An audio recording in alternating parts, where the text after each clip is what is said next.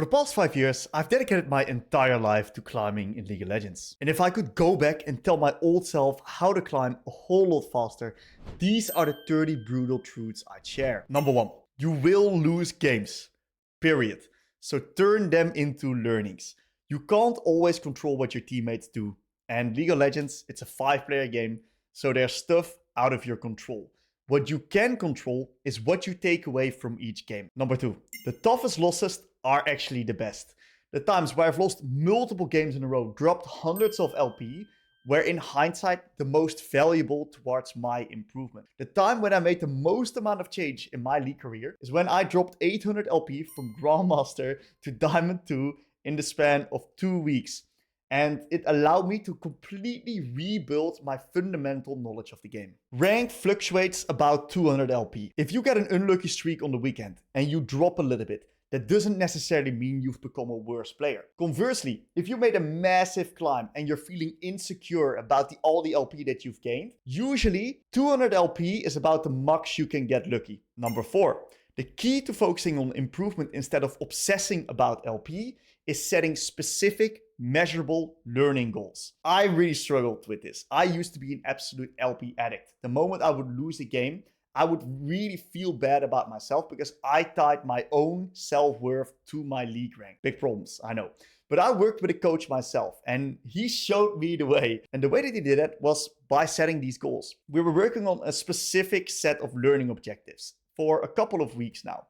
And I had a really tough block of games. I lost multiple games in a row and I felt disgusted with myself.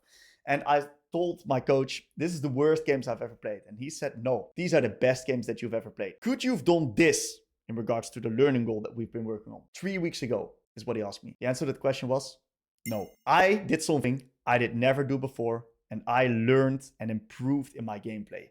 And he allowed me to see my own improvement, finally being able to shift my mindset away from the obsession over the LP and onto learning to get better at the game. Number 5, make the game decisions because you'll learn from them. If you lose the game due to your decision, it allows you to reflect. If you win the game because of your decision, you get rewarded with the victory. If you follow a teammate on their decision, you don't learn much because you followed their call and it's hard for you to reflect besides saying, I shouldn't have followed my teammates. That's also why number 6, I recommend to full mute, especially below master tier. The quality of the decision making is not good enough, so focus on your own. Number 7, don't DuoQ. It's temp-elo. Like I said before, if you make the decision, you learn. When you are DuoQing, you're influenced by someone else. Even if you're not in voice, it's influencing your decision making. So you'll learn a specific set of skills that you'll only learn with that player in there. And it will not translate towards the rest of your league journey. If you want to improve, DuoQ is not a smart choice. Number 8, League is mostly a rational game. So if you're too emotional, it's wise to not play. Not only is it going to affect your ability to make decisions in game, it's also going to hinder your ability to improve and view the game objectively in the review, sometimes putting you even in positions where you become worse after a game rather than improving. Number 9, quit after 3 losses. Believe it or not, but if you lose 3 games in a row, you're pissed. Why? Because I'm pissed after 3 games. And I've been practicing this for years on end now. So after 3 games, just quit for the day, try again tomorrow and reflect. Number 10, there's a trick to get your main role more often. Copy exactly this. Go to Google, type in main champion stats. League of Graphs. Then select your rank, select your region, and you'll see how often each role gets played at your rank. Now, as a mid laner, you have big problems because mid is usually the most popular role. So you need to find what the second most popular role is, select it as your secondary, and voila, you'll get your main role more often. If you want to take this to the next level, cancel your Q if it's a minute over the estimated time, and you'll mainly get your main role. Number 11, League is life. It goes together hand in hand like yin and yang. If your IRL situation is not going too well, I can guarantee you that League won't be either. I used to have a really few tough years and it reflected in my League gameplay. Not only was I playing worse, I also got insanely toxic even ending up with a 2-week ban. Number 12, sleep is key. It allows you to be way higher intensity in the games that you play, allowing your decision making to be faster than your opponents. And I know that some people struggle with getting good quality sleep in, because I used to really struggle with that earlier this year too. And I found a solution, which instantly ties into number 13, which is by removing distractions and stimuli from your life. And I've been a really big fan of this, because I used to work from 7 to like 11 in the evening. What happened is that my mind would keep thinking and thinking and thinking. I wouldn't be able to sleep. And by removing parts of the day where I was watching YouTube or I was doing stuff while my brain was still active and I gave it a little bit of rest, it allowed me to calm down in the night and actually sleep. Plus, 1 hour before bed, no screen time. Remove all the short form content. It's too heavy on the brain, guys. I really recommend you guys look into that. And not only that, number 14, exercise. Exercise helps you make your body tired. It also helps you go into the physical of your body and get out of your brain, which once again helps you with your performance in League. League is life, guys. Everything ties together. Take good care of yourself and your improvement will be way better. Number 15, League is a mirror. When someone is flaming you, it's a reflection of how they feel about themselves at that moment of time. It's also the opposite way around. If you get angry, if you get toxic, it's not about the one that you're trying to flame. It's about you feeling those emotions at that moment of time. So think about it that way.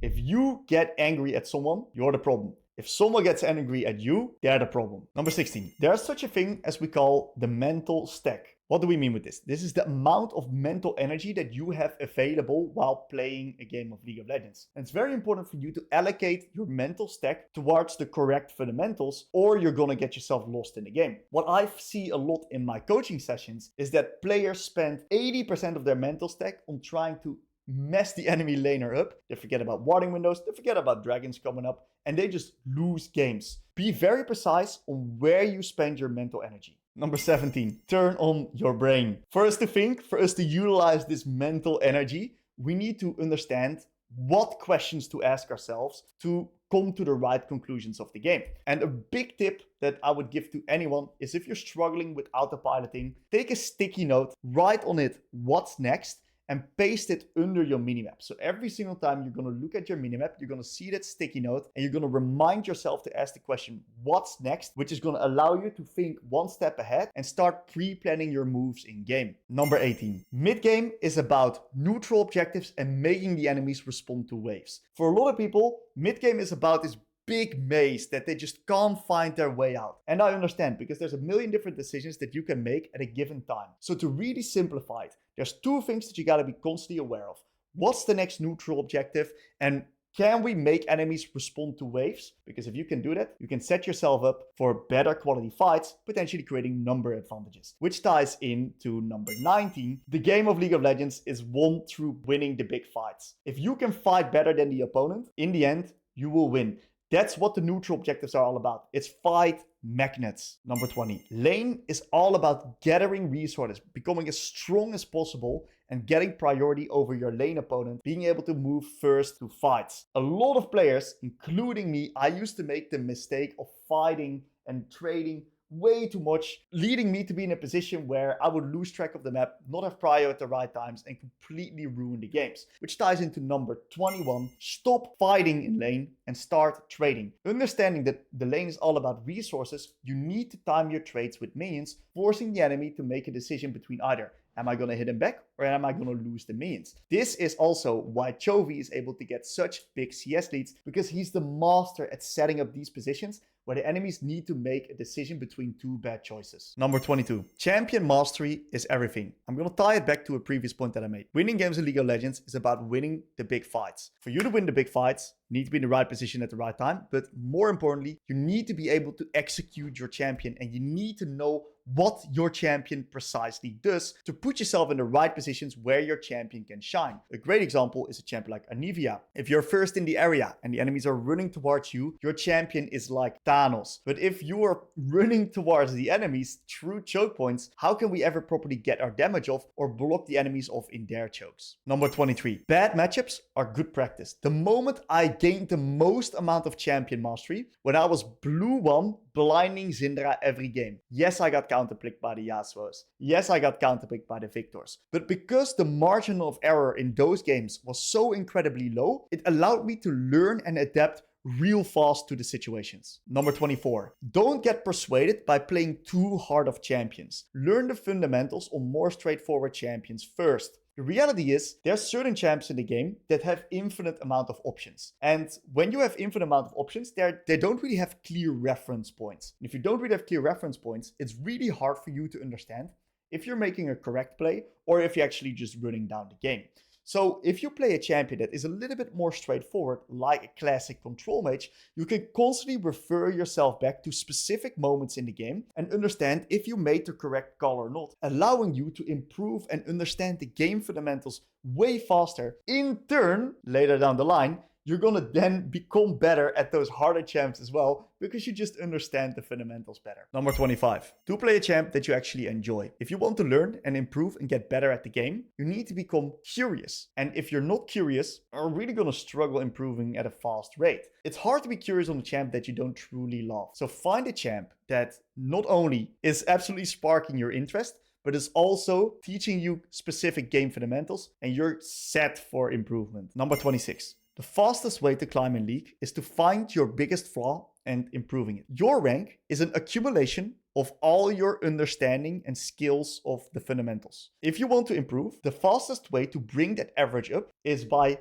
finding the thing that is holding you back, that is creating these big mistakes in each game, which allowing you to lose, throw, or barely not being able to carry, and fine-tuning that and bringing that to your average level, bringing your average up. Number 27. Every mistake that you make in League can be categorized as an information gathering mistake, or an information processing mistake, or an execution mistake. If you're trying to find the biggest flaw in your gameplay, try to pinpoint in which of these three your problem actually lies, so you have an easier time tackling it because the underlying issue of the problem is clear. Number 28. Less is more. When it comes to improving in League, everyone thinks of this fallacy that they have to improve about all of these fundamentals at the same time. And yes, there's a lot to work on, but your brain can't handle all of it. And I used to make this mistake in the past as well. And the moment I rebuilt and climbed the best with building up my new fundamentals was if I just focused on one specific part of my gameplay for a longer period of time,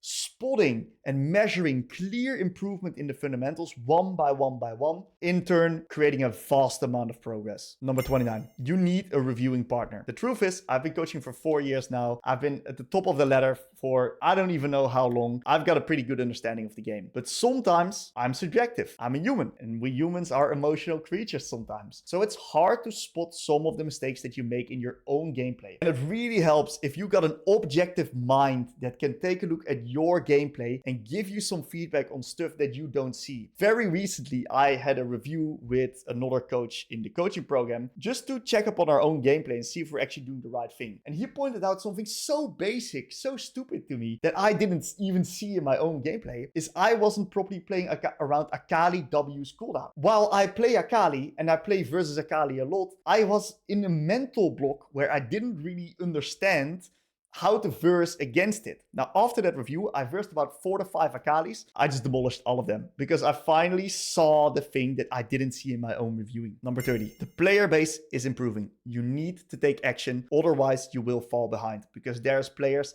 that are putting in the effort, that are putting in the work, and they are seeing results. And if you want to speed up your climbing, you're serious about climbing, check out the link in the description. Now, these lessons are fantastic at helping you speed up your climb, but you truly need to understand the game fundamentals to even have a chance at beginning. So check out this video right here, where I break down from A to Z how to climb from unranked to masters. Let's cue it up, boys.